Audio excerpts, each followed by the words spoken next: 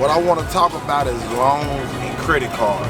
Loans, you always got a start date and an end date. So that means you building with them, and when you pay it off, now that account closed. So they're not reporting to the credit bureaus, and you're not building, getting any more credit from there. So, but when you got a credit card, it's a revolving account. So that means as long as you paying that bill on time, it'll stay open until the day that you close down the account. So if you never close down that account, it can build for 5, 10, 20, 30, 40, 50 years.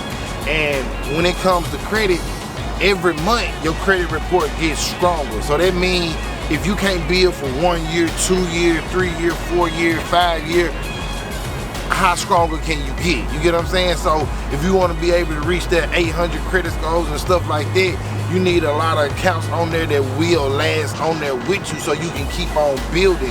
Credit is like a muscle that we got to keep on building on every single month. And we can't make a late payment, we can't miss a payment, you get what I'm saying? Because that's gonna mess up that account right there. So just know about, like, anytime a lot of people be like, okay, yeah, I'm just gonna get this furniture, then I'm gonna build this way. As soon as you pay that furniture off, it stops too.